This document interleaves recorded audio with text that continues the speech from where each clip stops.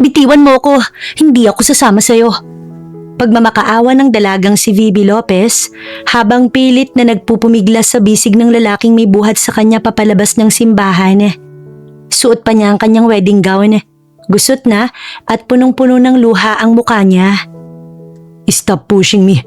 Baka mahulog ka. Malamig at baritonong sagot ng lalaki. James, tulungan mo ko. Ilang ulit na niyang pagmamakaawa sa kanyang kasintahan at mapapangasawa. Lumingon siya sa paligid. Umaasang makikita si James na tatakbo palapit at ililigtas siya. Ngunit wala si James. Don't you understand? He sold you, woman. Hindi niya magagawa sa akin yun. Unti-unting napapalis ang kanyang make-up dahil sa walang tigil na pag-iyak niya. Wala na siyang pakailam kahit magmukha siyang katawa-tawa sa paningin ng iba. Ang mahalaga, hindi nila ito pwedeng gawin sa kanya. Hindi pwedeng ipagbili siya na parang bagay lamang. At ang lalaking may buhat sa kanya, si Alexander Zane Larcanzen. Oo, kilalang kilala niya ito dahil lagi itong laman ng balita. Sa TV, radyo, internet at mga magazine. Sino bang hindi makakakilala sa arugante't mayabang na taong to? Sikat na business tycoon, oo. Ngunit higit pa roon, masama siyang tao. Siya ang pumatay sa kanyang ama. Nakita niya iyon. Mismong mga mata niya ang nakasaksi nung siya ay nasa senior high school pa lamang. Hindi niya makakalimutan ng sandaling yun, kahit sa kamatayan. At ngayon, narito siya nasa bisig ng demonyong bumaril sa kanyang ama. Nagmamakaawa para sa kanyang buhay. I am your groom, sweetheart, at iuwi na kita. Hindi ikaw ang asawa ko. Nasaan si James? Si James? Binenta ka niya sa akin. Kailangan niya ng pera. A big amount of money. To start a new career. Kaya... Sinungaling. Hindi na sumagot si Zane. Kinuha lamang nito ang kanyang telepono mula sa bulsa at may tinawagan. Mr. Larcanzen, congratulations. Nanginig ang buong katawan ni Vivi. Nanlaki ang kanyang mga mata habang tumutulo ang luha nang marinig ang boses ng lalaking mahal niya. By the way, James, my assistant transferred the money to your bank account. Tumingin si Zane ng diretso sa kanya habang binibigkas ang pangalang iyon. James? Babe? Mahinang bulong ni Vivi. Tila umaasa na nagkamali lamang siya sa narinig. Vivi, babe, I'm sorry. Para rin naman sa'yo yan. At para mas mapadali ang buhay mo sa tabi ni Mr. Larcanzen. Salamat sa lahat, Vivi. Pero mas kailangan ko ng pera. Para siyang nabagsakan ng langit at lupa. Ang kanyang mapapangasawa. Ipinagbili siya sa lalaking kinatatakutan ng lahat. Sa lalaking pumatay sa kanyang ama. Bukod sa pumatay sa kanyang ama, si Zane din ang tunay na boss ng daddy niya na mismong kumitil dito. Narinig mo na? So can we go now? Wala nang lumabas sa labi ni Vivi kundi ang mahinang hikbi. Ang akala niyang pinakamasayang araw ng kanyang buhay, ang araw ng kanyang kasal, na uwi sa pinakamasamang bangungot na kailanman hindi niya pinangarap. At sa bisig ng lalaking pinakakinamumuhian niya, doon magsisimula ang kanyang bagong yugto. Mga inutil, isang babae lang natakasan kayo. Anong silbi ng bawat isa sa inyo? Bulyaw ni Zane habang naglalakad ng pabalik-balik sa gitna ng malawak na sala ng kanyang mansyon.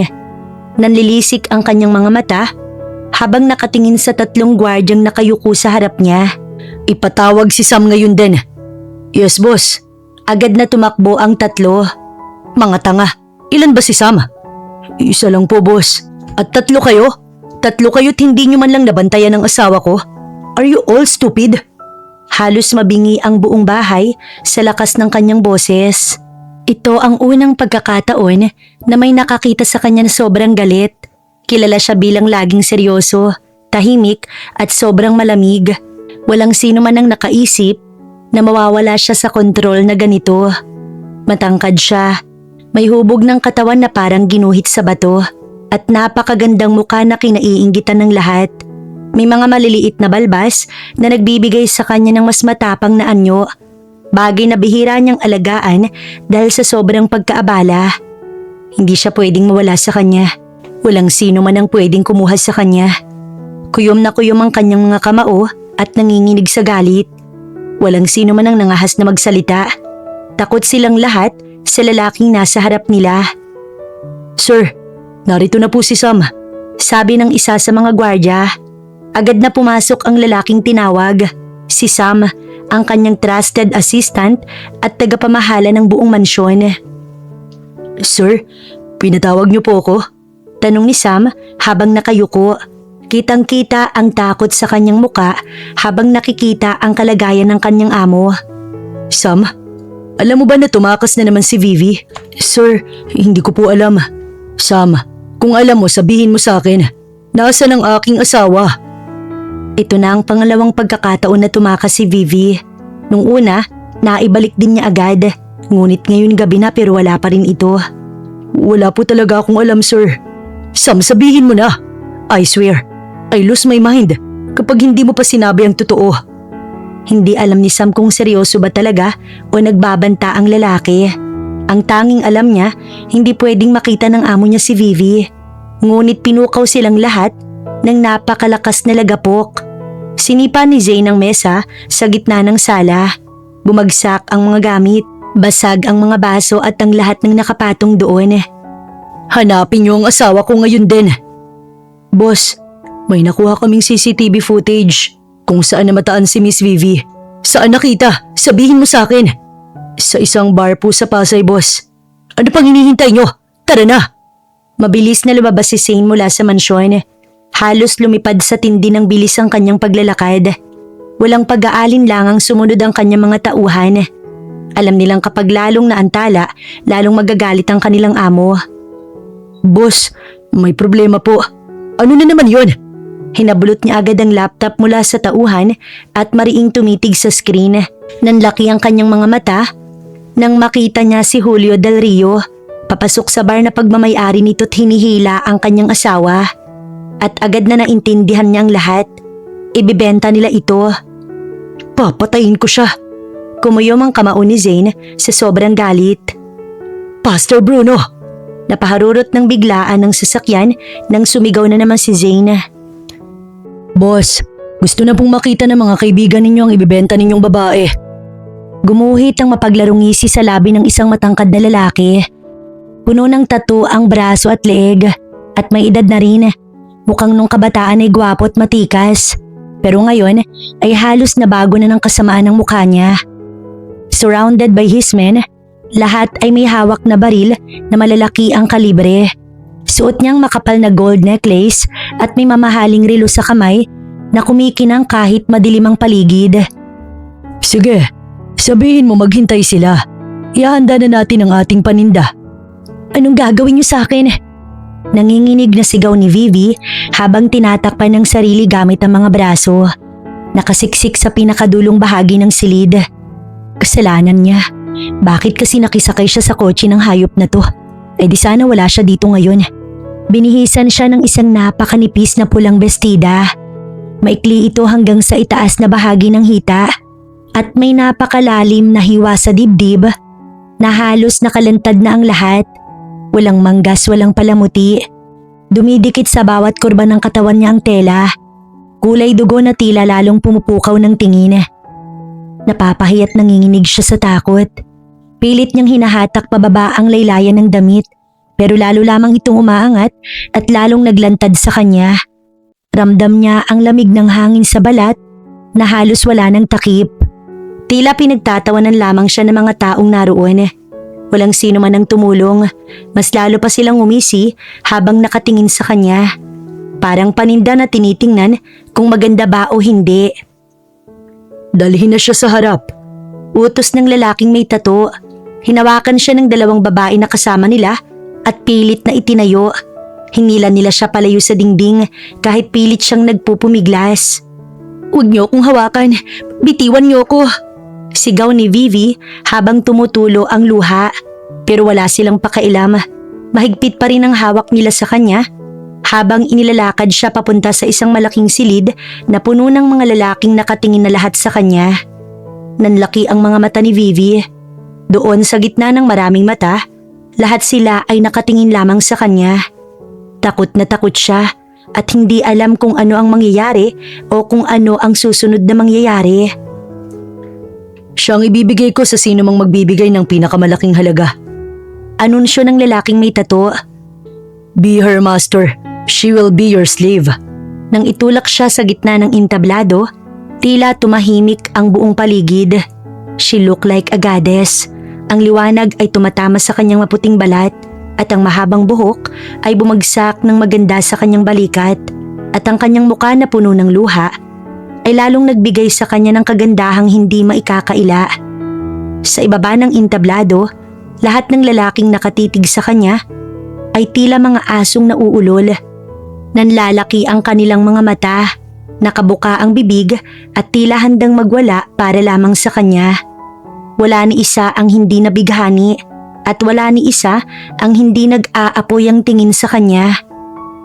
Siya na ang huling paninda, ang pinakamaganda sa lahat.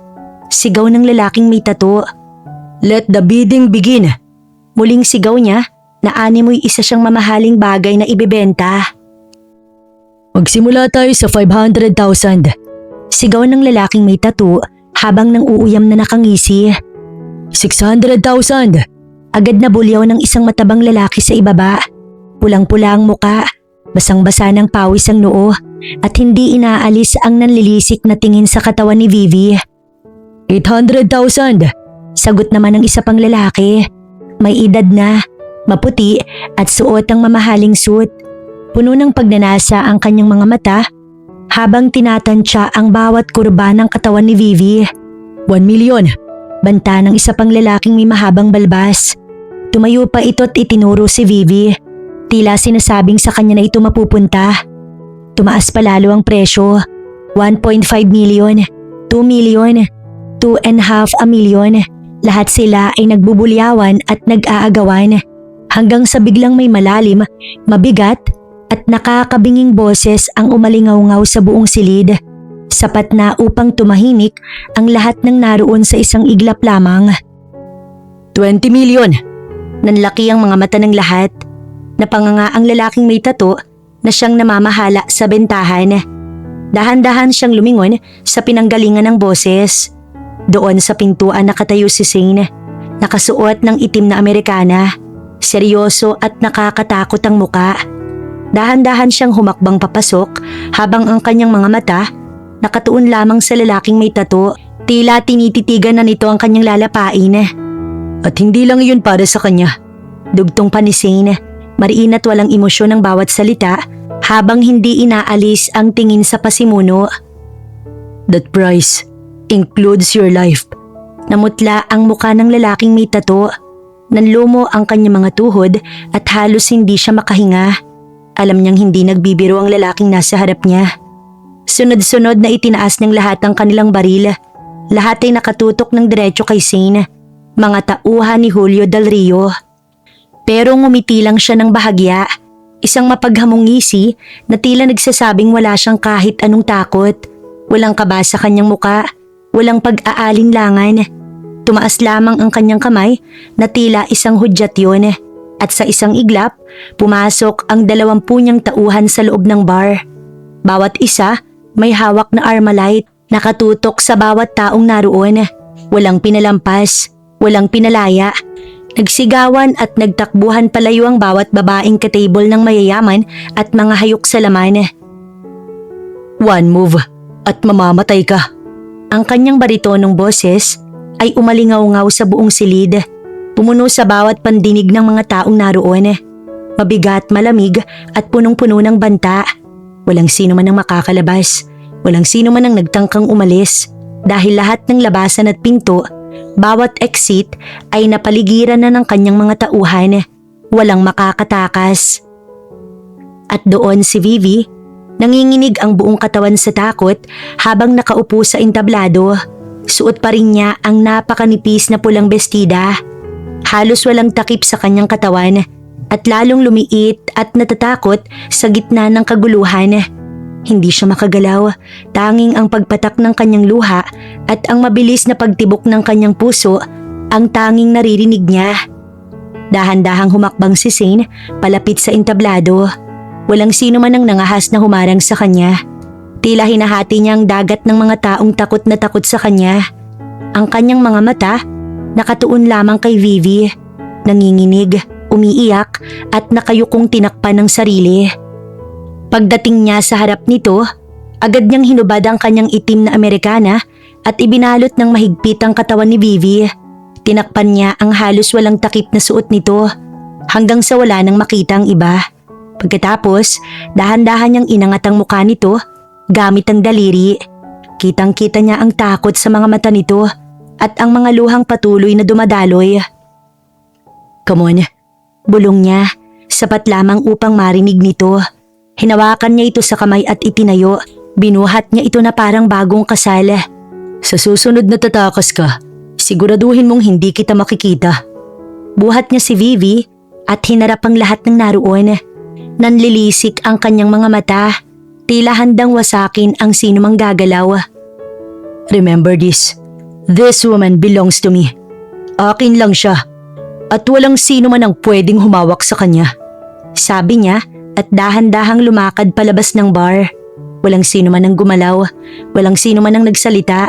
Ang tanging naririnig lamang ay ang kanilang mga yabag habang paalis sila. At ang tibok ng puso ni Vivi na tila sasabog sa sobrang takot.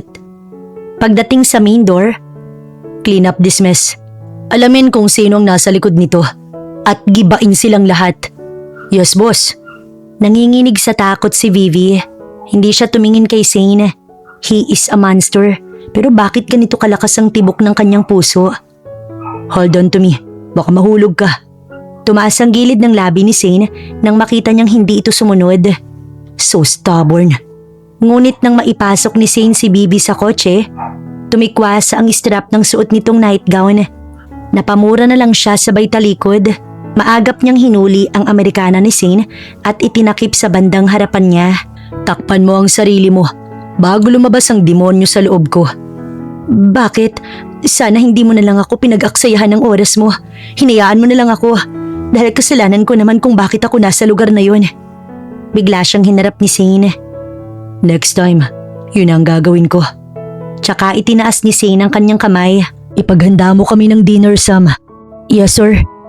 At lahat ng nasa paligid ni Vivi ay wala ni isang nagtatangkang tumitig sa kanya. Tila takot na maparusahan kung mangahas pa silang tumingin. Tumalikod siya papasok ng main door at maglalakad sana patungong hagdanan, ngunit hindi pa siya nakakahakbang nang humarang si Zane sa tapat niya. Saan ka pupunta? Aakyat, maliligo, magpapalit. Malamig niyang tugon, hindi tumitingin ng diretso sa mga mata nito.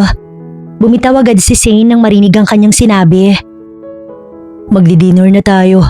Kumain ka muna. Bago ang lahat. Magdi-dinner na tayo.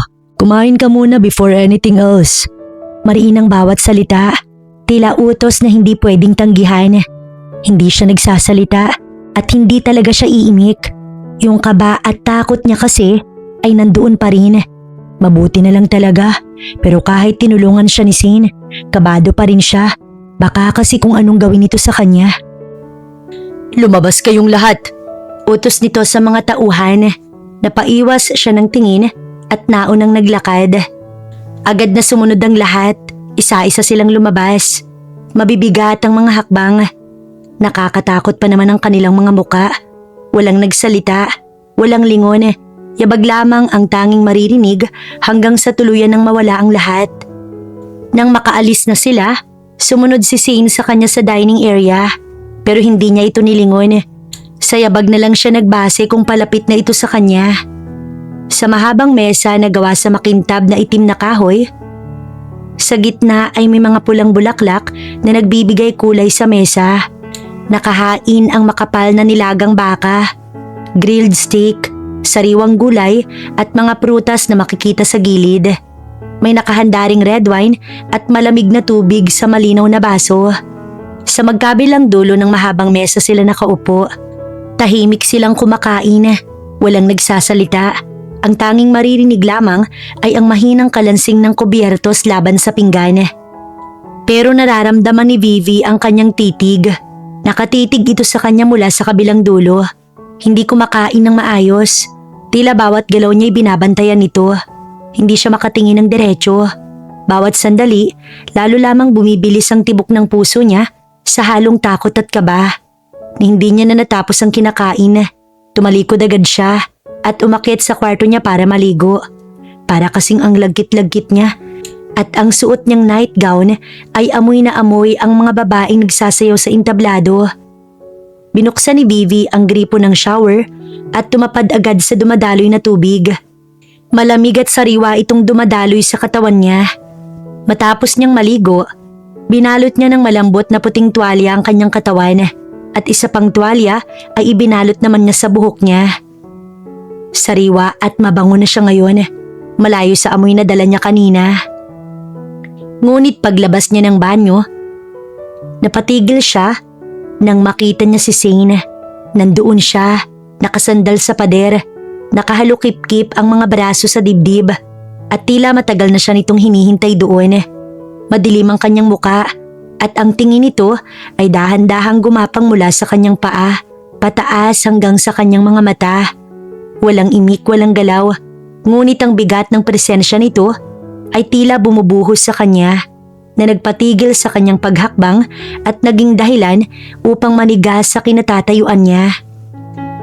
Hinigpitan niya ang hawak sa tuwalya na bumabalot sa katawan niya. Takot na baka ito ay mahulog. Anong ginagawa mo rito? This is my house at pwede akong pumunta at pumasok kung saan ko man gusto. Wala ka man lang bang sasabihin? Kamunti ka ng lapain doon pero wala kang sasabihin. Bakit? Sinabi ko bang tulungan mo ko doon? Hinayaan mo na sana ako.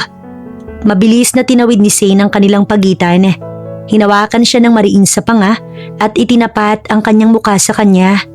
Takot na takot siya sa sandaling yun, ngunit pilit niyang itinatago. Mas gusto mo bang lamunin ka ng mga kalat na lalaking yun? Mas gusto mo bang parusahan kita? O ipabalik ka roon at hayaan mo ang mga hayop na pagsasampalin ka? Pumili ka. Shane, nasasaktan ako. Masasaktan ka talaga kung patuloy kang tatakas. Kailangan ko pang ubusin lahat ng hayop na naroon para ipaghiganti ka. Anong ginagawa mo sa kanila? Bakit? Nag-aalala ka ba sa mga pesting yun? Alalahanin mo muna ang sarili mo bago ang iba dahil kapag inulit mo pa to, parurusahan kita. Napaiwas agad si Vivi ng tingin. Namumula ang buong mukha niya. Magpalit ka na bago pa maubos ang natitirang pasensya ko. Sumunod ka sa library at wag na wag kang tatakas dahil sa susunod hindi na kita hahanapin. Di wag! Sigaw niya, tsaka binato ng una ng pasarang pintuan. Maingat ang bawat hakbang ni Vivi patungo sa dulong pasilyo. Naroon ang library ni Shane. 2 linggo na siya sa mansyong to, ngunit ni minsan hindi pa siya nakapasok sa bahaging yun. Ang sabi ng assistant ni Shane, bawal daw pumasok ang kahit sino man doon, kaya bakit siya pinapapunta? Unti-unti ring humuhupa ang takot sa kanyang puso. Mabuti na lamang at dumating si Shane. Paano kaya kung hindi? Baka wasak na ang kaluluwa niya sa sandaling to. Ngunit hindi siya magpapasalamat. Isa pa, tatakas pa rin siya kapag nakakuha siya ng susi sa mga nakaparadang sasakyan sa garahe. Aalis na siya rito. Hindi siya papayag na ibenta lamang ng ganoon. Kumatok si Vivi sa makapal na pintuang gawa sa matigas na kahoy. Ngunit walang sumasagot. Muli niyang itinaas ang kamao at kumatok. Wala pa rin. Isang huling katok na lamang. Ngunit bahagyang umawang ang pinto. Hindi nakalak yun. Wala pa ring sumasagot. Tatalikod na sana siya at paalis na nang biglang may marinig na ungol mula sa loob. Natigilan siya at pinakinggan. Boses ni Shane. Dahan-dahan niyang itinulak ang pinto. Doon ay nakita niya si Shane na nakalupasay sa sahig. Nagkalat ang mga basag na baso at tumapon na alak sa paligid. Dali-daling pumasok sa loob si Vivi. Ang kaninang blankong mukha ng dalaga ay biglang napalitan ng pag-aalala. Mr. Larkanzen, anong nangyari? Just get out. I'm fine. Lumabas ka. Sabihin mo kung anong nangyayari. Tutulungan kita. Anong pwede kong gawin? Sabihin mo sa akin. Naluluhanan siya sa takot habang nakatingin sa lalaking kanina lamang punong-puno ng lakas. Ngayon ay tila walang laban sa sarili nitong karamdaman. Hindi na siya naghintay ng sagot. Agad siyang lumapit at lumuhod sa tabi nito habang umaalalay at magbigay ng tulong kahit hindi niya alam kung paano. Mariin siyang itinulak palayo ni Zane. Ngunit mahina na ang lakas nito. Halos hindi na siya nito mataboy pa. Pawisan na ang buong mukha nito at namumutla pa. Kitang-kita ang paghihirap sa bawat paghinga. Sabi ko lumabas ka. Iwanan mo na ako. Hindi ako aalis. May gamot ka ba dito? Tinitigan niya si Zane. Umalis ka na lang. Hindi ko gusto na makita mo kung ganito. Nang hawakan siya ni Vivi sa noo, napasinghap siya. Nag-aapoy sa tindi ng lagnat ang buong katawan ng binata.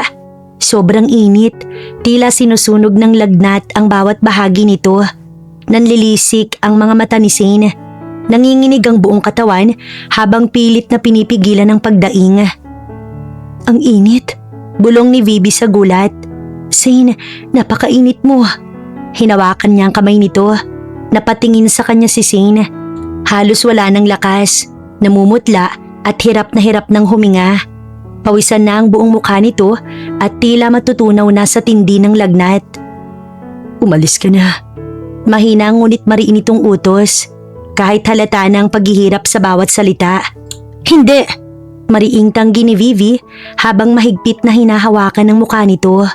Ramdam niya ang bawat panginginig ng katawan ni Zane. Ang init na tila walang katapusan. Ang hirap sa paghinga. Kahit pilit siya nitong pinapaalis, mas lalo naman niyang hinihigpitan ang kanyang hawak. Alam niya, kailangan siya nito. Kahit galit pa rin ito at pilit na tumatanggi, tinulungan pa rin niya itong tumayo at dahan-dahang inalalayang makahiga sa malambot na sofa sa loob ng silidaklatan. Nanginginig ang buong katawan ni Zane. Sa kabila ng matinding lagnat, tila giniginaw ito ng labis. Giniginaw ako. Garalgal na bulong nito habang yumuyukod at nanginginig ang bawat bahagi ng katawan. Nakapikit ito ng mariin. Hirap na hirap sa bawat paghinga. Hindi niya alam ang gagawin niya. Pero dahil sa nilalamig ito, isa lamang ang kanyang naisip. Dahan-dahan niyang hinubad ang itim na robe na suot niya at pumasok siya sa loob ng kumot.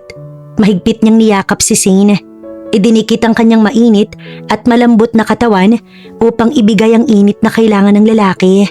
Idiniin niya ang sarili dito. Balot na balot sila sa makapal na kumot at hinaplos-haplos ang likuran nito upang magbigay ng ginhawa at init.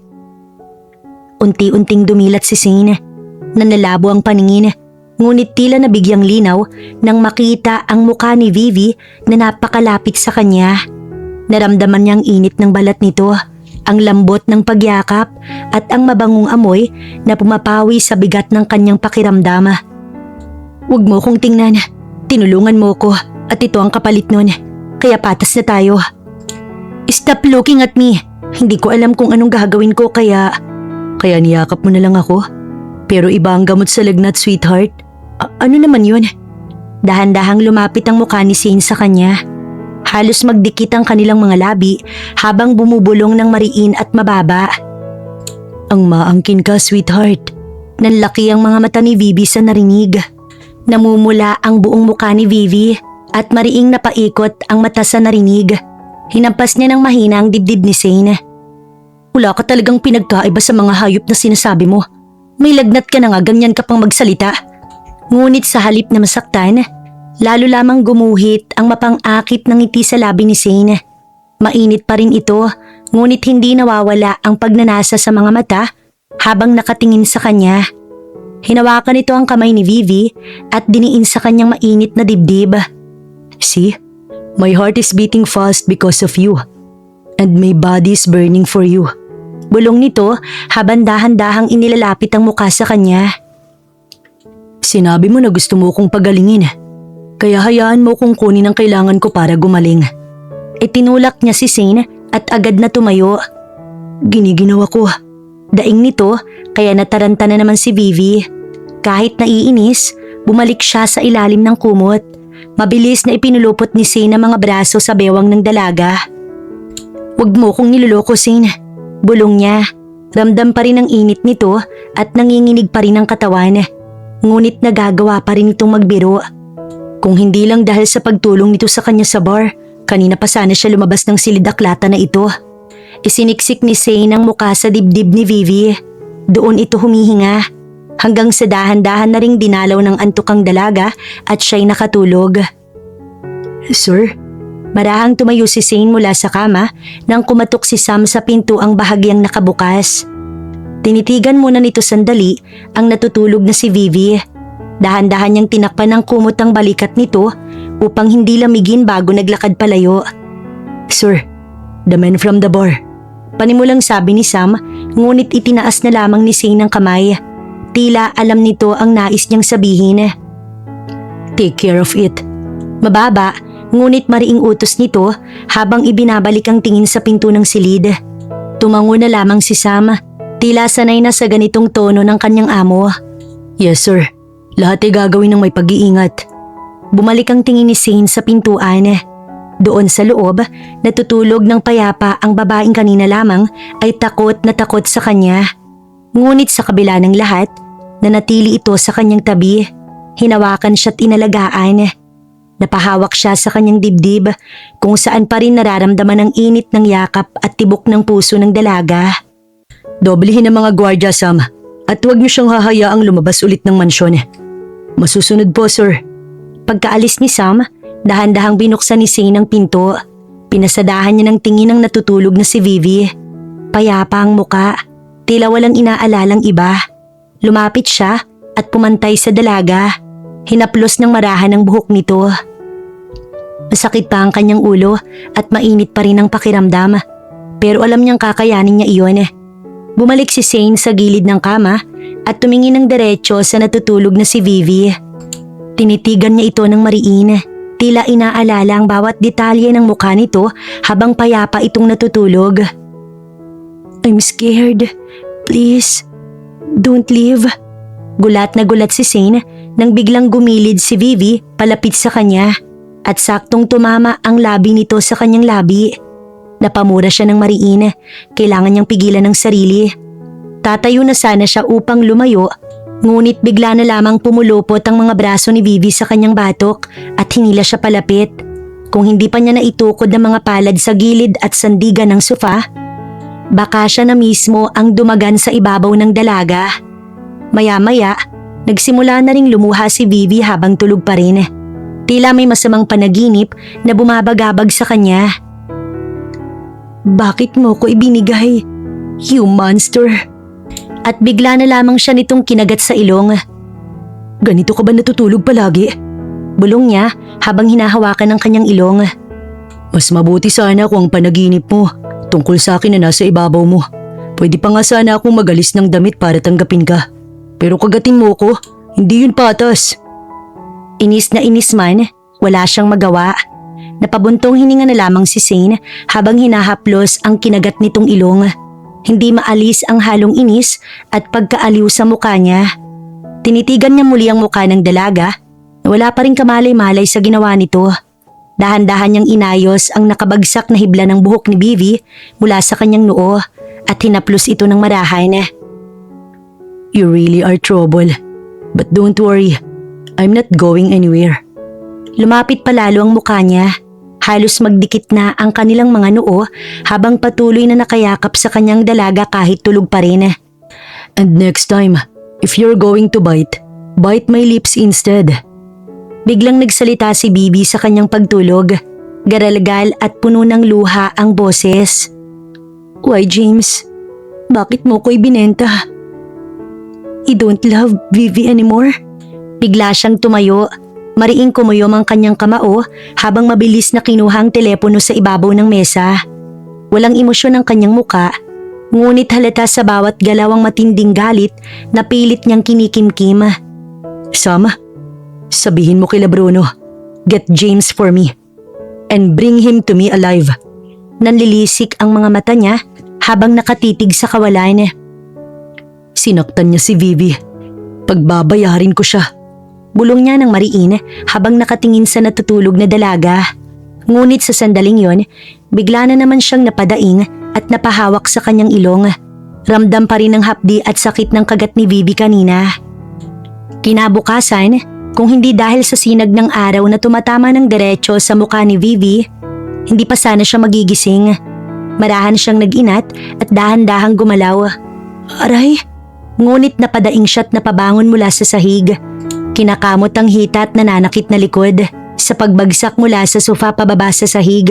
Sa sofa nga pala siya natulog kagabi. Nakalimutan niya. Napapangiwi si Vivi habang tumatayo. Wala si Zane. Di ba nilalagnat ito kagabi? Hindi niya na namalayang nakatulog na pala siya sa sobrang pagod at antok. Pinasadahan ni Vivi ng tingin ng wall clock sa ibabaw ng dingding sa taas ng mesa ni Zane. Pasado 8:00 na pala. Minadali niyang ayusin ang sarili. Isinuot ang itim na robe at dahan-dahang lumabas ng silidaklatan. Ngunit bago pa siya tuluyang makalabas, natigilan siya't napahinto sa hakbang. I know you hurt so much, kaya ka nagpakasal sa iba. But please babe, andito na ako at humihingi ako ng sorry sa lahat ng nagawa ko. I'm stupid enough para saktan ka ng ganon. Natigilan si Vivi sa kinatatayuan niya. Parang tumigil ang pagtibok ng kanyang puso. Dahan-dahan siyang umatras pabalik sa dilim ng pintuan. Hindi na naglakas loob na lumabas pa. May babaeng kausap si Zane. Nakatayo ito sa harap niya. Maganda, napakaganda. Maputi ang balat, mahaba ang buhok at ang ganda niya. Para itong anghel. Pero hindi siya nag-alala. Dahil kung anghel ito, she is a goddess. Napalunok si Vivi habang nakasilip sa dilim. Kaya niyang makipagtagisan ng ganda sa babaeng ito. Ang boses nito, tila ayaw niyang patagalin pa ang usapan. No, I love you. At ikaw lang ang mahal ko, Zane. Natulala at parang binuhusan ng malamig na tubig si Vivi nang makita niyang dahan-dahang inilapit ng babae ang mukha nito kay Zane at hinalikan ito ng mariin sa labi. Parang pinagsakluban siya ng langit at lupa. Hindi na niya kinaya. Bigla niyang isinara ng mariin ang pinto at sumandal dito habang hinihingal. Pilit na pinipigil ang kanyang paghikbi. Bakit ang sakit? Bakit parang may kumukurot ng mariin sa kanyang dibdib? Na tila ba sinasaksak siya ng paulit-ulit? Wala naman siyang karapatan, pero bakit sobrang sakit naman? Ramdam na ramdam niya ang hapdi sa kanyang puso. Bakit kailangan ganito kasakit? Di ba't wala naman ito sa kanya? Ibinenta lang naman siya ni James sa lalaking to. Parang gamit na ipinasa lamang. Wala siyang karapatang masaktan. Pero bakit ganito? Bakit ganito ang bigat na bumabalot sa kanyang dibdib? She composed herself. Pinunasan niyang bakas ng luha. Inayos ang suot na robe at itinuwid ang tindig. Hindi siya apektado. Paulit-ulit niyang ibinulong ito sa sarili habang naglalakad palabas ng silidaklatan. Yun ang inukit niya sa isip at puso. Walang halaga ang kanyang nakita. Paglabas niya sa pasilyo, wala na silang dalawa kaya nakahinga siya ng maluwag. Ngunit tila binagsakan siya ng langit at lupa nang marinig ang ungol mula sa nakabukas na pinto ng master's bedroom. Isang boses babae. Parang pinira-piraso ang puso ni Vivi. Ang hapdi kanina ay tila kalumbayan pa lamang kumpara sa sakit na tumindi ngayon. Daig pa ang libu-libong patalim na sabay-sabay na tumarak sa kanyang dibdib. Hindi na niya napigilan ang pagpatak ng mainit na luha mula sa kanyang mga pisngi. Gago ba ang luhang to? Tanong niya sa sarili habang pilit na pinipigil ang hikbi. Bakit ba siya umiiyak? Bakit ba siya nasasaktan na tila siya ang niloko? Napapikit siya ng mariin at umiling ng paulit-ulit. No, hindi. Hindi ko siya mamahalin. Ang gagong yun. Isinisigaw yun ng kanyang isipan habang patuloy na dumadaloy ang kanyang luha. Tumalikod siya at tumakbo palayo sa pinto. Hindi niya alam kung ilang minuto siyang umiiyak. Honestly, hindi niya nga alam kung bakit siya umiiyak eh. Pero alam niya ang isang bagay. Kailangan na niyang umalis ngayon na. Bago pa siya tuluyang mabaliw. Mabilis na nagbihis si Vivi. Isinuot niya ang isang dress na above the knee at isiniksik lang niya sa bulsa ang mga mahahalagang gamit. Cash, cellphone at mga kailangan niya para makalayo dito. Wala na siyang ibang dala. Wala na siyang ibang kailangan. As usual, maraming tauhan sa living room. Pagbaba niya ng hagdan, nasa kusina na siya nang marinig ang boses nila sa labas. Sumilip siya at nakita niya silang nagkakagulo.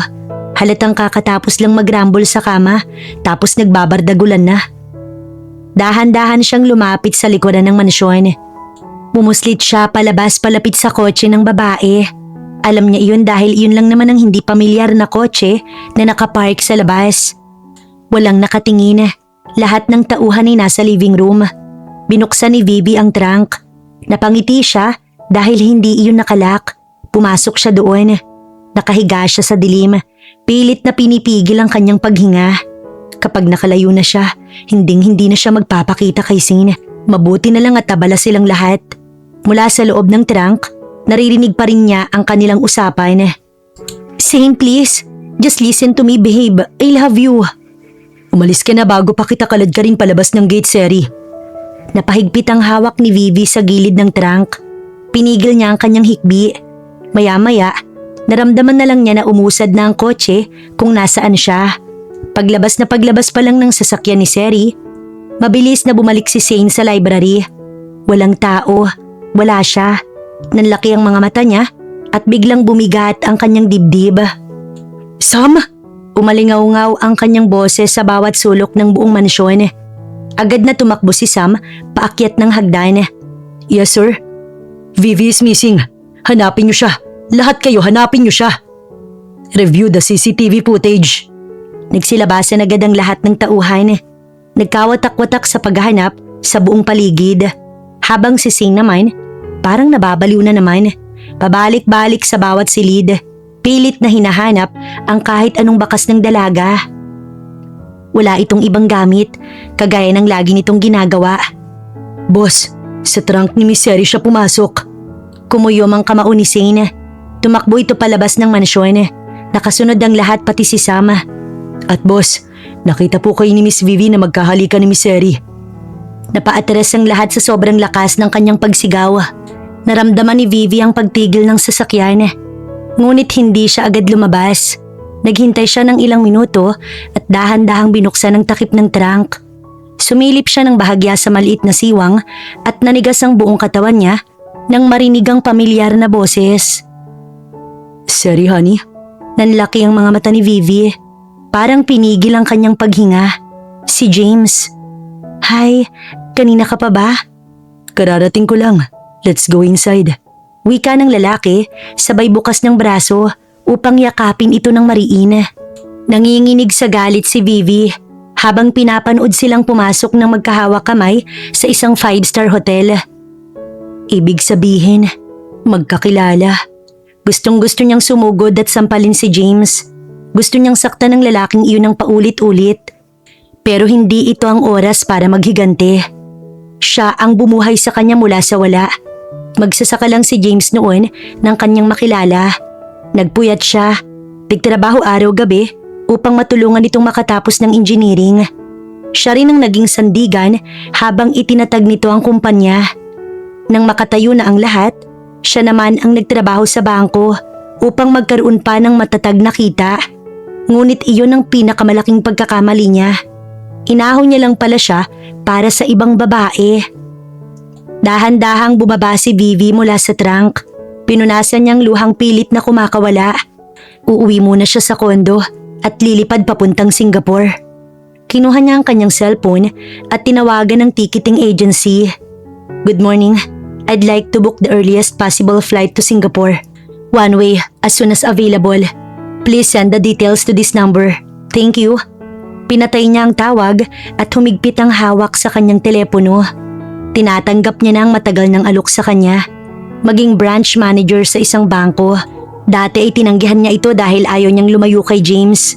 Pero ngayon, buo na ang kanyang desisyon. Aalis na siya at hinding-hindi na babalik pa. Noted, ma'am. We have a flight departing in 4 hours from now. One way to Singapore. Shall we proceed with this schedule? We will send your booking reference and electronic ticket via SMS shortly. Sabi ng tumawag sa kanya. Huminga ng malalim si Vivi. Tila nabunutan ng tinik sa dibdib. Yes, proceed please. Thank you. Pinatay niya ang tawag. Tinitigan niya ang telepono sa kanyang kamay. At doon na tuluyang pumatak ang huling luha na pinipigil niya kanina. Pinunasan niya ito ng mariin. Itinuwid ang tindig at humakbang palayo. Walang lingon-lingon. Wala nang balikan. Simula ngayon, para na lamang ito sa kanyang sarili. Pag-uwi ni Vivi sa kanyang kondo, hindi na nagdalawang isip pa ang dalaga. Mabilis na inihanda ni Vivi ang lahat. Hindi na siya nag-abalang magtupi ng mga damit. ang mahalagang papeles at kailangan lamang ang inilagay niya sa isang lagayan. Isang maleta lamang ang dadalhin niya. Maya-maya'y tumunog muli ang kanyang cellphone. Ang agent iyon kaya sinagot niya. Good day ma'am, your flight to Singapore is confirmed. Tinitigan niya ang numero sa kanyang telepono matapos ang tawag. Ito na, wala nang atrasan. Huminga siya ng malalim. Sobrang gulo ng buhay niya. Mas mabuti nang lumayo ng habang buhay. Naligo siya ng mabilisan. Hindi pa siya nag-aalmusal pero wala siyang maramdamang gutom. Tila napalitan ng puro pait at bigat ang kanyang tiyan. Isinuot niya ang isang simpleng puting blouse na pabilugang kwelyo at mahaba ang manggas at isinama sa maong na pantalon na hanggang talampakan. Isinuot din niya ang mahaba't maluwag na itim na coat na abot hanggang ibaba ng kanyang tuhod. Sapat upang matakpan ang kanyang anyo at hindi madaling makilala. Huli niyang sinuot ang isang simpleng puting mask at itinupi ng maayos ang buhok niya. Sa kabilang banda, "Any lead?" Mariing tanong ni Shane. Halos manginig na ang boses sa sobrang galit at kaba at the same time. "Sir, wala pa po. Sa istasyon ng mga bus pantalan at airport, tingnan ninyo. Hanapin niyo siya sa bawat labasan ng lungsod. Huwag niyong hahayaang makaalis." "Yes, boss. At may nakitang kondo na nakapangalan kay Miss Vivi. Sa The Residence at Greenbelt, Manila Tower, Makati." Nanlaki ang mga mata ni Shane. Mas bumilis ang pagharurot ng kanyang sasakyan. "Boss, huwag na po kayong pumunta sa kondo. Nagpabook po si Miss Vivi ng flight papuntang Singapore. Aalis na po sa loob ng 10 minuto." Halos mapunit ang manibela sa higpit ng hawak ni Shane. Napamura na naman siya habang pinihit ng mariinang sasakyan palayo sa Makati at pinaharurot ito ng napakabilis patungo sa paliparan. Habang sa loob ng paliparan, nakaupo na si Vivi sa kanyang upuan. Hawak na niya ng mahigpit ang kanyang boarding pass. Malinaw na naririnig niya ang anunsyo mula sa himpapawid. Tumingin siya sa bintana, sa lupang sinilangan niya, sa bansang puno ng alaala. Hindi na siya babalik sa Pilipinas. Sino pa nga bang babalikan niya? Sino pa ang uuwian niya? Wala na siyang pamilya. Ang tanging lola na nagpalaki sa kanya, pumanaw na noong nakaraang taon. Hindi niya makakalimutan. Buhay sana ang lola niya kung hindi inuna ni James ang pagpapatayo ng kanyang kumpanya. Lahat ng ipon niya sa bangko, kinuha ng lalaki. At sa kabila ng lahat, pinatawad pa rin niya dahil sa labis na pagmamahal niya rito. Ngunit mali pala.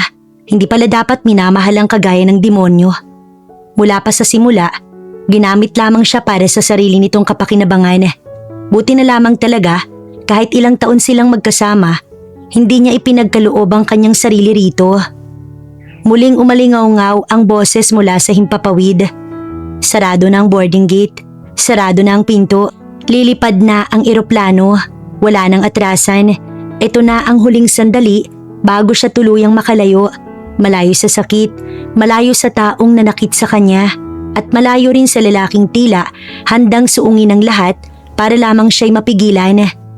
Tumulo ang mainit na luha sa mata ni Vivi habang nakatingin sa labas ng bintana. Ang Pilipinas, para na lamang itong isang mahabang bangungot sa kanya. Siguro nga sa Singapore talaga nakalaan ang kanyang buhay. Doon siya magsisimula muli, malayo sa lahat ng sakit. Buti na lamang at Singapore citizen siya. Ang kanyang ama ay mula roon, kaya mula pa sa pagkasilang ay may karapatan na siyang manirahan at mamalagi sa bansang yun. Pinunasan niyang luha sa pisngi at huminga ng malalim. Dahan-dahang humiwalay ang eroplano sa lupa. Bitbit ni Vivi palayo sa lahat ng sakit at alaala.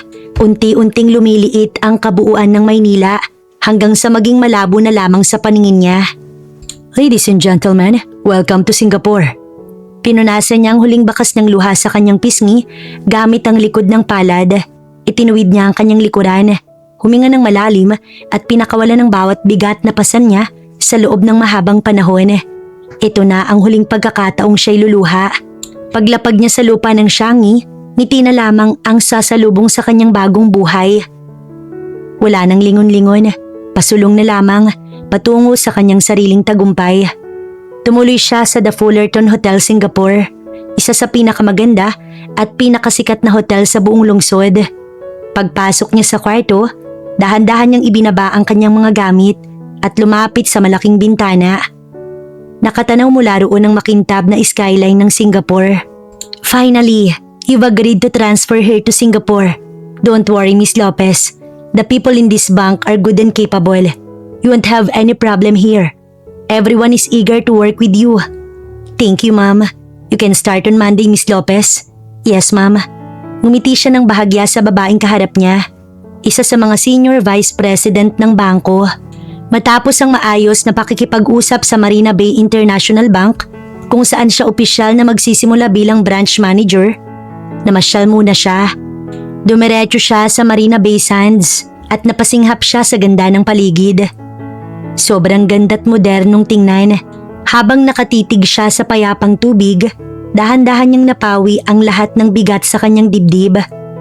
Tila ba bawat hampas ng hangin, humahaplos sa kanya at bumubulong. Kinuha niya ang kanyang cellphone at binura ang lahat ng numero, pati na ang kay James. Huminga siya ng malalim bago pinindot ang confirm delete. Wala nang balikan, wala nang lingon. Ngunit sa pagtalikod niya upang maglakad palayo, nanigas siya sa kinatatayuan niya. Sa di kalayuan, napatigil sa paglalakad ng isang lalaki. Nakasuot ito ng black long sleeve polo na nakatupi ang manggas at naka-black slacks. Animoy nakakita ito ng multo. Hindi makapaniwala ang muka habang nakatingin sa kanya. Ang puso ni Vivi, tila huminto ito sa pagtibok ng ilang sandali.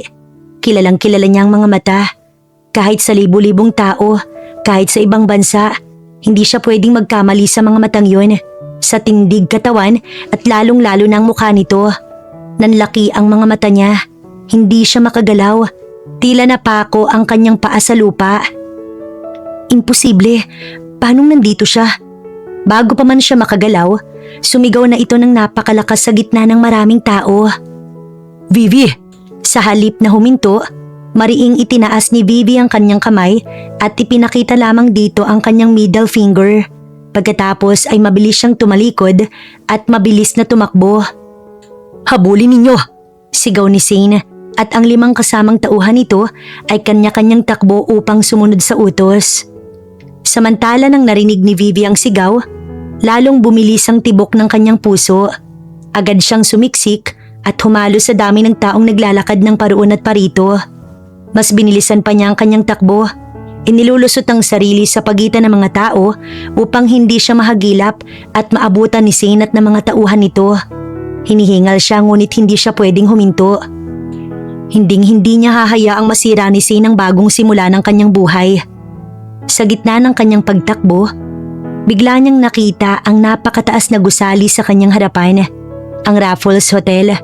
Walang pag-aalinlangan, mabilis siyang pumasok doon. Malawak at marangya ang pasilyo. Punong-puno ng mga tao, ngunit hindi niya pinansin ang paligid. Agad siyang dumiretso sa grupo ng mga elevator at mabilis na pumasok sa isa bago pa may makasampa. Pinindot niya ang pinakamataas na palapag, ang executive floor, at nanginginig pa ang daliri niya habang hinihintay na sumara ang pinto. Papasok pa lamang sana si Shane sa pinto ng hotel nang sumara ito sa harap mismo ng kanyang muka. Nakita pa ni Vivi mula sa maliit na siwang ng pinto. Namumula ang mukha ni Shane. Hinihingal at halos sumisigaw ng pangalan niya habang sinusubukang buksan muli ang pinto. Ngunit huli na, dahan-dahang umakyat ang elevator. Napasandal si Vivi sa likuran at huminga ng malalim. Hawak-hawak ang kanyang mabilis na tumitibok na dibdib. Hindi siya makahinga ng maayos sa sobrang hingal, kaba at takot. Pagdating sa 44th floor, mabilis siyang lumabas at agad pumasok sa isa sa mga silid na bakante. Agad niyang nilak ang pinto at sumandal dito.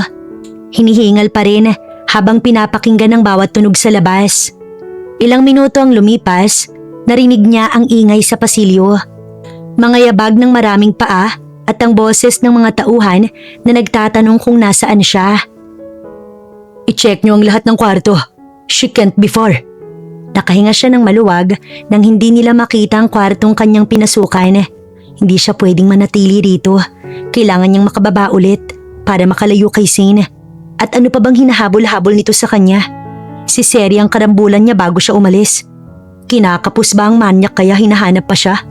Matapos ang ilang sandali, Sumilip siya sa pinto. Oh my God! Ngunit nagkagulatan sila ng housekeeper nang bumukas ang pinto. Sorry, but can you help me? What is it? Can we switch clothes? Nagulat ang housekeeper na babae. Halos magkaedad lang sila nito at mukhang hindi ito tatanggi sa titig pa lamang. Of course. I think your dress will fit me perfectly and it's so beautiful. Ngumiti si Vivi at muling bumalik sa loob ng kwarto. Mabilis lang silang nakapagpalit ng damit. Mas mabuti na ito, at least hindi siya mapapansin. Thank you. I owe you a lot, miss. Thank you too. Mabilis siyang lumabas ng kwarto. Ngunit nang papasok na siya sa elevator, narinig niya ang boses ni Shane. Dumagundong iyon sa pasilyo. Kaya imbis na pababa, pataas na elevator ang kanyang sinakyan. Wala na ring oras para lumabas dahil siguradong siya'y mahuhuli. Dahan-dahang nagsara ang pinto ng elevator at nagsimula itong umakyat pataas. Nanginginig pa rin ang buong katawan ni Vivi, hindi dahil sa lamig, kundi sa sobrang kaba at pagod. Hinawakan niyang gilid ng pader ng elevator at huminga ng malalim, pilit pinatatatag ang sarili. Alam niya na hindi siya pwedeng bumaba sa ngayon. Kung mahuli man siya ni Shane ngayon, matatapos na ang lahat sa isang iglap lamang. Kaya sa halip na piliin ang palapag na pababa, pinindot niya ang pinakamataas na numero na nakalista sa panel. Habang dahan-dahang umaakyat, nakatingin siya sa mga numero na unti-unting lumalaki sa display. Sa bawat segundong lumilipas, mas tumitindi ang takot sa kanyang puso. Nang tumigil ang elevator at bumukas ang pinto, napasinghap siya sa ganda ng nakikita. Bukas at malawak ang espasyo. Malalaking bintana ang nakapaligid na nagpapakita ng buong tanawin ng Singapore. Napapaligiran ito ng malalaking bintana na nagpapakita ng tanawin ng buong lungsod. Mayroon lamang itong 5 napakalawak na executive suite. Kakaunti lamang ang mga silid dito, kaya napakatahimik at halos walang tao. Kailangan niya munang tumigil. Pagod na siya. Maya-maya'y may lumabas na housekeeping mula sa isa sa mga silid. Itinulak nito ang cleaning cart na puno ng mga gamit panglinis at malalambot na tuwalya. Agad siyang lumapit at tinawag ang babae. Hey miss! Tumigil ang babae sa pagtulak ng cart at tumingin sa kanya. You are need downstairs. They have been looking for you since earlier. You are… I'm Karen. Sagot ng babae na tila naguguluhan. Yeah, that's you. They need you at the line-in room right now. Mariing sabi ni Vivi. Hindi agad sumagot ang babae. Tinitigan lamang siya ng may pagtataka. Ngunit buti na lang at suot ni Vivi ang tamang uniforme ng housekeeper. Faster! Sigaw pa ni Vivi na tila may otoridad. Nataranta naman ang babae. Okay, I'll go now. Mabilis itong tumakbo palayo. Napabuntong hininga na lamang si Vivi. Magpapanggap muna siya bilang housekeeping. Dahan-dahan niyang itinulak ang cleaning cart papasok sa loob ng isa sa mga executive suite at isinara't ikinandado ang pintuan. Doon lamang siya napasandal at huminga ng malalim. Sobrang pagod na ang katawan niya. Halos wala na siyang lakas. Ngunit alam niyang ligtas siya rito. Napakataas na ng palapag na to at bihirang umakyat ang sinuman. Bumuntong hininga ng malalim si Vivi pagkasara ng pinto. Akala niya ligtas na siya sa loob ng silid na yun. You can run, sweetheart, but you can't hide from me. Nanigas ang buong katawan niya nang biglang bumukas ang makapal na floor-to-ceiling curtain sa gilid ng balcony. Mula doon ay dahan-dahang lumabas ang isang lalaking pamilyar sa kanya. Hi Vivi, finally I found you. Shane? Hindi pwede. My men are right outside that door. Kaya hindi ka makakatakas kahit subukan mong lumabas. Bakit ka tumatakbo? Pinahihirapan mo pa akong hanapin ka, sweetheart. Bakit tinatanong mo pa ako? Sigurado naman akong alam mo yon. Vivi, magpapaliwanag ako. Paano mo ipapaliwanag ang lahat? Narinig ko ang pag-ungol ng babaeng yon. Ngumisi si Shane at mabilis na tinawid ang kanilang pagitan. Dahan-dahang iminulat ni Vivi ang kanyang mga mata na inaantok pa. Pinilit niyang hinanap ang tamang linaw ng kanyang paningin hanggang sa tuluyan siyang nagising. Akmang mag-iinat sana siya nang bigla niyang maramdaman ang kirot sa kanyang buong katawan. May hapdi sa kanyang mga hita at bigat sa kanyang mga braso. Nang subukan niyang gumalaw, napasinghap siya sa hapding nagmumula sa pagitan ng kanyang mga hita. Agad niyang sinuri ang kanyang paligid. Nasa loob pa rin siya ng silid ng Raffles Hotel. Tumingin siya sa kanyang tabi. Wala si Zane. Mag-isa siya sa kama. Nang tingnan niya ang kanyang sarili, halos mapasinghap siya dahil wala siyang saplot. Agad niyang hinila ang kumot at ibinalot ng mahigpit sa kanya. Saan kaya naroon si Zane? Dahan-dahan siyang umupo. Napapangiwi pa rin sa bawat galaw at sa hapdi. Hindi makapaniwala. Ngunit bigla niyang naalala ang mga pangyayari kanina. Napahawak siya sa kanyang mukha sa hiya at tila natunaw sa alaala ng bawat dampi, bawat haplos at bawat pag-aarugang ipinadama nito sa kanya. Hindi siya pinatulog hanggat hindi nito nasisigurong siya'y komportable. Kahit ang pagdugo niya, ito pa rin ang nagpunas. Inalok pa nga siyang maligo muna, ngunit tumanggi siya rito. Bumuntong hininga siya at hinagilap ang kanyang mga gamit. Lalo lamang siyang nadismaya nang hawakan niya ang kanyang bulsa. Punit-punit, hindi na iyon maisusuot pa. Sinira pala ito ni Zane. Mahigpit niyang hawak ang kumot sa katawan niya. Nag-aalala siya. Paano siya makakaalis ngayon kung sinira ng lalaking yun ang damit niya? Good afternoon. Napahawak siya sa kanyang dibdib dahil sa sobrang gulat. Mabilis niyang nilingon ang pinanggalingan ng boses. Nakita niya si Zane na nakasandal sa pader, nakahalukip-kip at nakatingin lamang sa kanya. Bigla siyang tumayo kahit nakabalot lamang sa kumot. Paano ko aalis ngayon? Wala akong maisusuot na damit. I have my shirt. You can wear it. Ibibili na lang kita, sweetheart. Stay right there. Huwag kang lumapit sa akin. Hayaan mo na ako, please. Kung si Sherry ang gusto mo, si Sherry na lang. Hindi ko naman siya mahal. Hindi mahal? Pero may ginagawa kayong milagro. Oo, narinig ko mismo. Kaya bakit kailangan mo pa akong guluhin, Zane? Hayaan mo na ako. Hayaan mo na ako rito. No, I can't do that. Bakit? Ano pa bang gusto mo? Ibinigay ko na sa'yo ang gusto mo. Yun lang naman ang gusto mo sa akin, hindi ba? Hindi totoo ang narinig mo. Ginawa niya yun para marinig mo. Para akusahan mo ako. Pero hindi ko ginalawang babaeng yun. Siya ang nangunang nang halik sa akin pero hindi ko siya sinuklian. Mayroon akong footage mula sa CCTV sa silid. Maniwala ka sa akin, sweetheart. I need you. Need me? O baka kailangan mo lang ang katawan ko? Kailangan kita. At kailangan ko rin yun. Kaya nga, hindi niya na natapos ang sasabihin nang bigla itong yumuko at sakupin ang kanyang labi. Nanigas si Vivi sa kinatatayuan niya. Tila nawala ng lakas ang kanyang mga tuhod sa biglaang pagsakop ng labi ni Zane. Mariin niyang pinikit ang mga mata. Pilit na nilalabanan ng sarili. Ngunit sa bawat banayad at mainit na dampi nito, unti-unting natutunaw ang kanyang galit at pagdududa. Hinawakan ni Zane ang likod ng kanyang leeg at lalong idinikit ang muka upang palalimin ang halik. Nang hiwalayan siya nito sandali, pareho silang hinihingal. Dumapo ang noo nito sa kanya habang nakatingin ng diretso sa kanyang mga mata. Tila nais nitong basahin ang kalaliman ng kanyang puso. Ganun mo ba ako kinamumuhian? Hindi lang doon kaya ako galit sa'yo, Zane. Do you remember that night? The night you killed my father? Nakita kita. Ikaw ang pumatay sa kanya. Nanigas ang buong pagkatao ni Zane. Unti-unting nawalan ng kulay ang mukha niya. Tila nabuhusan ng malamig na tubig sa narinig. Dahan-dahan itong binaba ang kamay na nakahawak sa kanyang pisngi. At sa unang pagkakataon, nakita ni Vivi ang takot at labis na pagkabigla sa mga mata nito. Oo, nakita ko yun, Zane.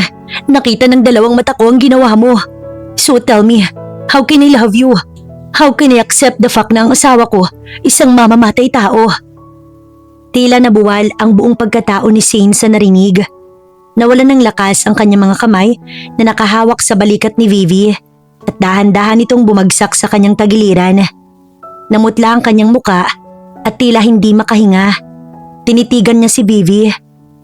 Kaya paano kita mamahalin? Paano kita yayakapin? Paano kita hahalikan? Kung ang kamay na hahawak sa akin ay siya ring kamay na pumatay sa aking ama. Sweetheart, I can't. Natigil ang pag-uusap nila nang may kumatok sa pinto. Huwag ka nang magpaliwanag. Tama na, Shane. Pakawalan mo na ako. Yun lang ang paraan para mawala ang galit ko sa'yo. Okay, pwede ka nang umalis.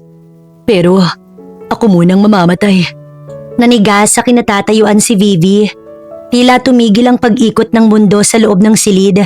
Ang tanging naririnig niya ay ang sarili niyang mabilis na tibok ng puso at ang malamig na boses ni Shane sa kanyang likuran. Hindi siya lumingon, ngunit ramdam niya, alam niya, na nakatutok ang dulo ng baril sa sarili nitong noo. I'm sorry for all the mess I made, sweetheart. I'm sorry kung pinilit kita. Hindi ko intensyon na saktan ka ng ganito. Napapikit ng mariin si Vivi. Nanginginig ang kanyang mga balikat habang unti-unting tumutulo ang luha. Hindi siya makahakbang, hindi siya makagalaw. No, please. Bulong ni Vivi, halos hindi marinig.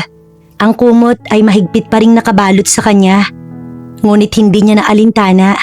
Ang tanging nakikita niya ay ang baril sa sintido ni Shane. Ibaba mo niyan, please.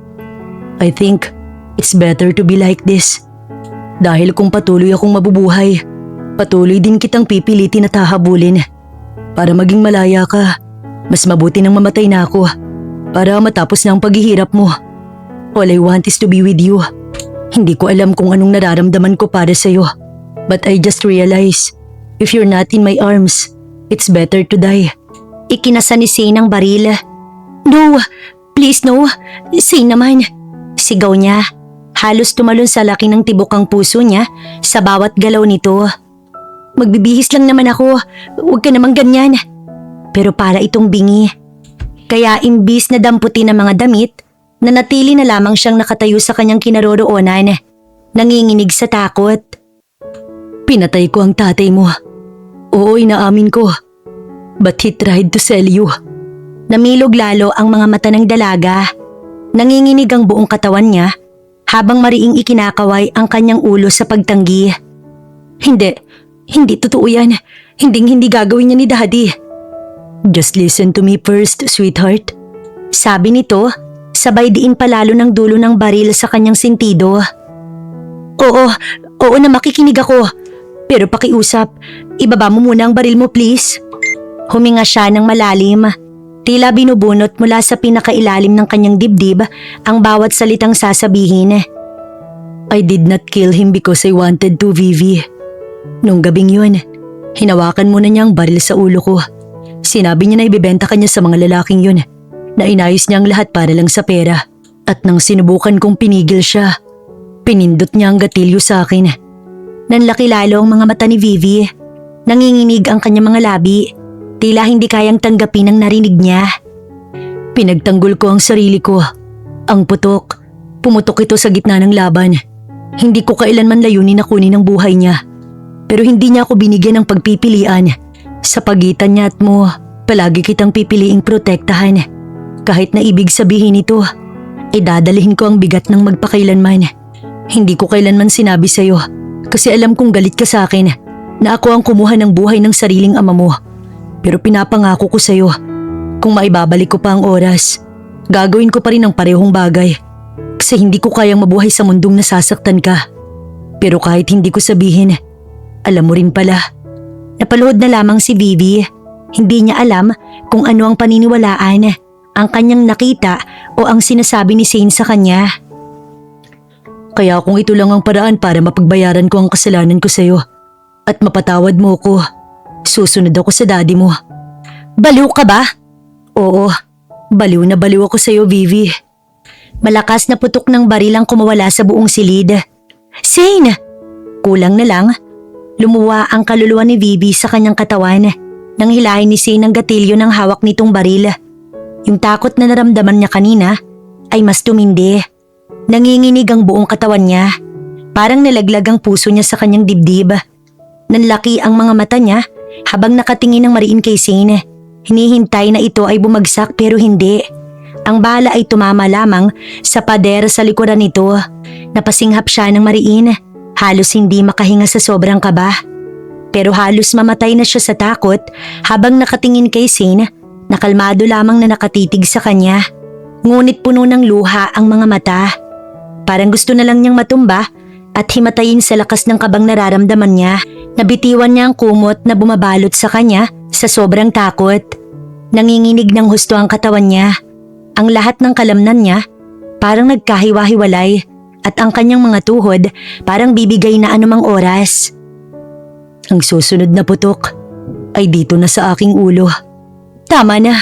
Oo na, pinapatawad na kita. Sigaw niya rito. Hindi niya kayang mamatay ito. Mabilis na tumakbo palapit si Zane.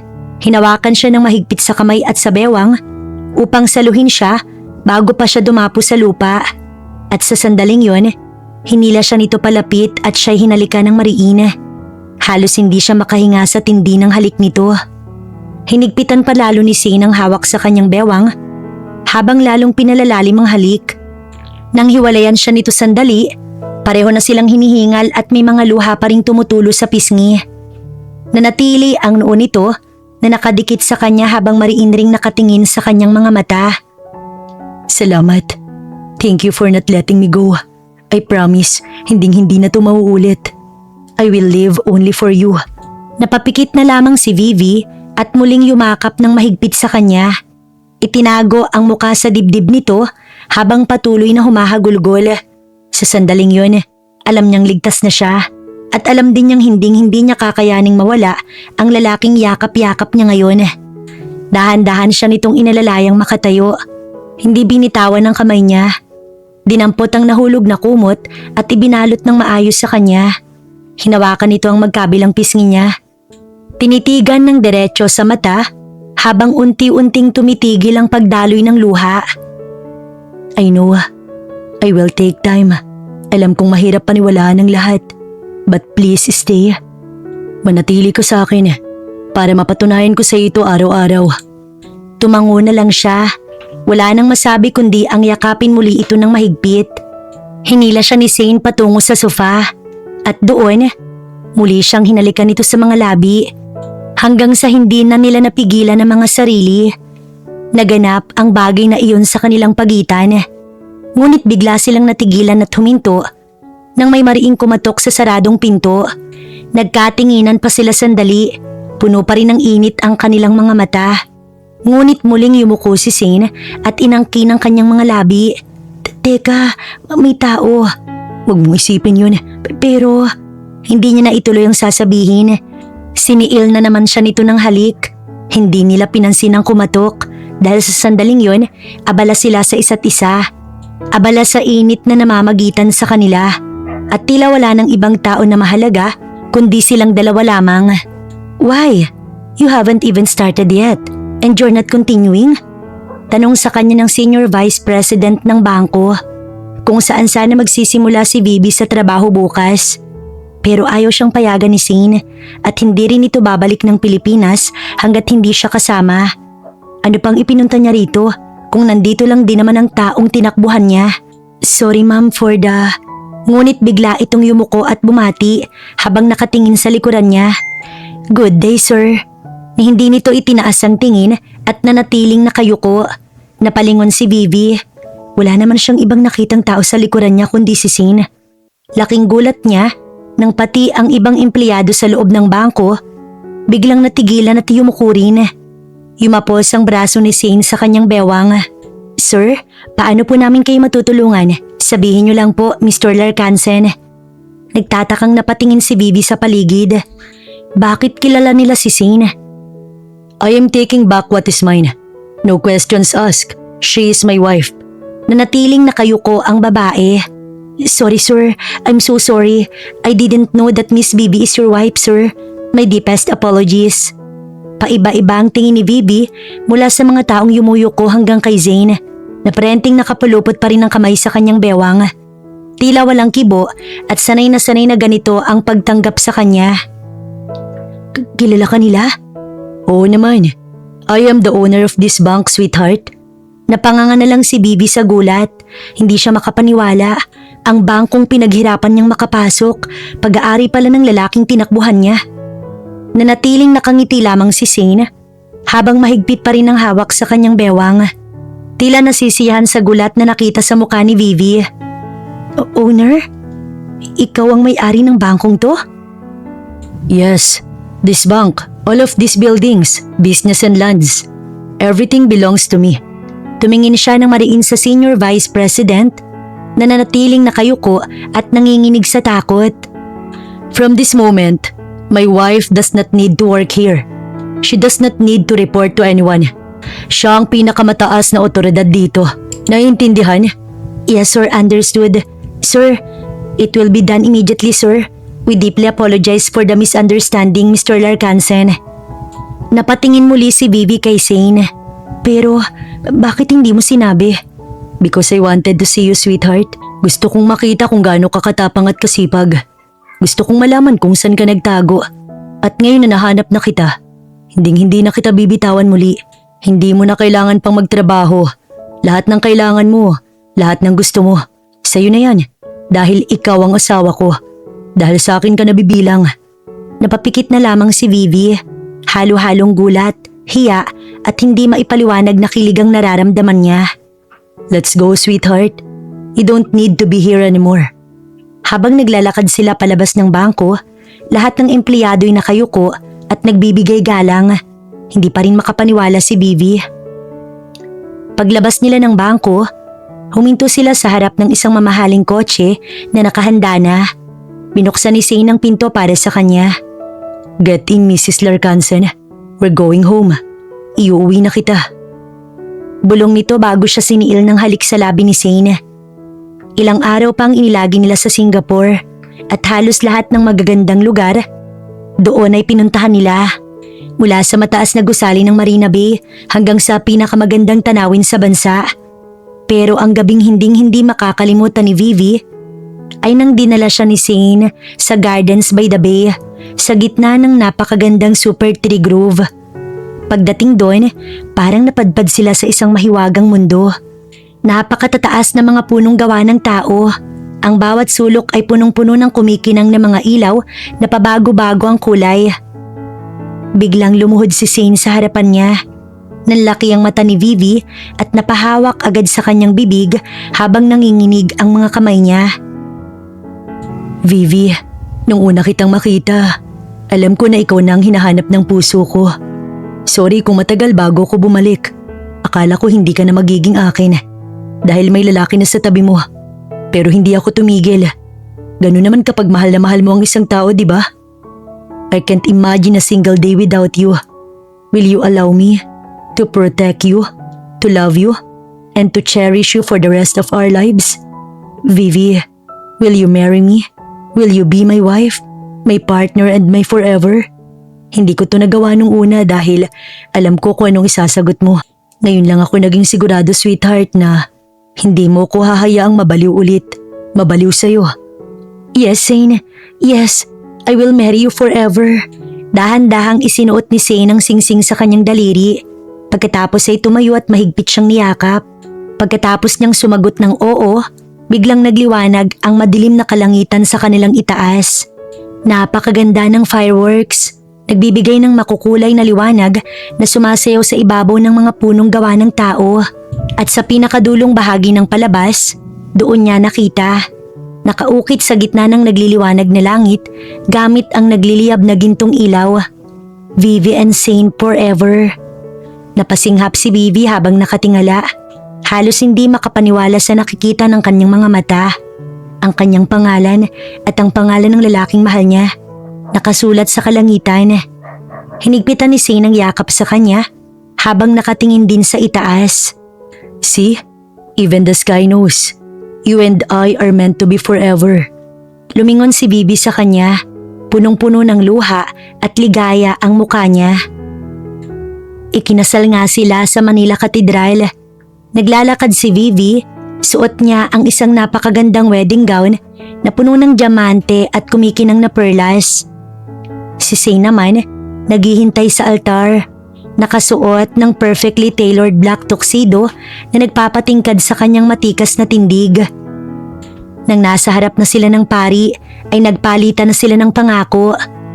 At nang matapos nga ang seremonya at opisyal na naipahayag na sila ay mag-asawa na, Sabay silang naglakad palayo ng altar habang nagpapalakpakan ng lahat. Hinagkan muli ni Zane si Vivi sa harap ng lahat. Paglabas nila ng simbahan, libo-libong puting kalapati ang sabay-sabay na lumipad paitaas sa langit, kasabay ng mahahabang puting ribbons na inihagis ng mga bisita. Ang buong paligid ay napuno ng masasayang ngiti at bulaklak na ibinabato sa kanila habang naglalakad sila patungo sa napakagarang puting karwahe na hinihila ng puting 2 kabayo. Sumunod ang pagdiriwang sa isang napakagandang bulwagan na punong-puno ng liwanag, musika at pinakamasarap na pagkain. Nang sumapit ang gabi, sumayaw sila sa gitna ng bulwagan sa saliw ng sweet music. "You look breathtaking, Mrs. Larkansen," bulong ni Zane habang nakatingin ng diretsyo sa mga mata ng kanyang asawa. "Hinintay ko ang buong buhay ko para sa sandaling to. Hawakan ka ng ganito. Tawagin kang akin magpakailanman." "And I will stay yours forever," sagot niya habang nakatingin din ng may walang hanggang pagmamahal. Sa hirap at ginhawa, Zane, kasama ka habang buhay. Nang gabing yon, sa gitna ng liwanag at pagmamahal, alam nilang wala nang makakapaghiwalay pa sa kanila. Ilang araw lamang matapos ang kasal, nabalitaan na lamang nilang natagpo ang patay na sina Seri at James sa isang 5-star hotel sa Manila. Walang nakakaalam kung paanong nangyari, kung sino ang may gawa o kung sila ba mismong nagtapos sa sarili nilang buhay. Sabi naman ng iba, may mga kalaban na rin sila noon pa man na sa huli, humabol sa kanila. Whatever the truth was, they got what they deserve. Wala nang nabuhay na makakapaghiwalay pa kina Zane at Vivi. Wala nang banta, wala nang takot. Sila na lamang, magkasama, ligtas at malaya.